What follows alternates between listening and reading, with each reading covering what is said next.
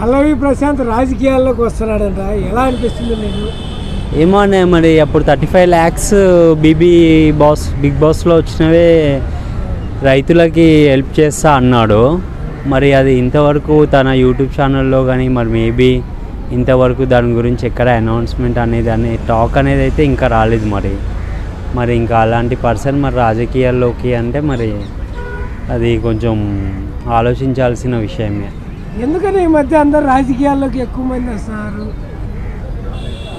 ఇవన్నీ ఎవరి ఇష్టం వాళ్ళని, రాజకీయాల్లోకి అన్నీ కాదు. ఇప్పుడు అలాంటిది సినిమా ఇండస్ట్రీలోకి కూడా వెళ్తున్నారు, అది వాళ్ళ ఇంట్రెస్ట్, అది అంతే. ఇంకా అంటే బిగ్ బాస్లో విన్నర్ అయినంత మాత్రాన జనాలు ఓట్లు వేస్తారంటారు పల్లవి ప్రశాంత్?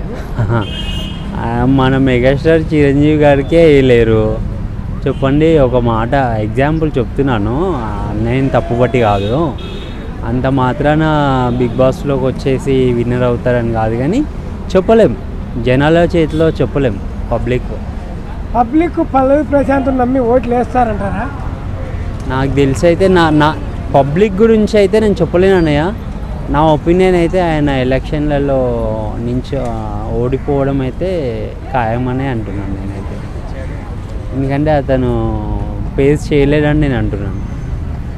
రాజకీయాలు మేలంటారా, సినిమాలు మేలంటారా? టీవీ షోలో చేసుకోవడం పల్లవి ప్రశాంత్ తను చిన్న ఇవే సినిమాలు చేసుకోవడమే బెయిన్లు, రాజకీయాలు అవసరం లేదు దానికి. టోటల్గా పల్లవి ప్రశాంత్కి మీరు ఏం చెప్పాలనుకున్నారు? మీరు ఆ 35 lakhs బ్రో, మీరు ఎవరికో పేదలకి హెల్ప్ చేస్తా అన్నారు పల్లవి ప్రశాంత్ గారు, అన్నయ్య గారు. అది ఎవరికో మీరు కొంచెం క్లియర్గా మాకు వీడియో చూపిస్తే మేము సంతోషపడతాము. ఇంకా అదొకటే నేను చెప్తున్నాను. సో మీరు ఇలానే ఫిలిమ్స్ అవి తీసుకుంటూ ఉండండి. కావాలంటే హీరోగా ఒక మూవీ తీయండి, రాజకీయాలలో కంటే మాత్రం కష్టం.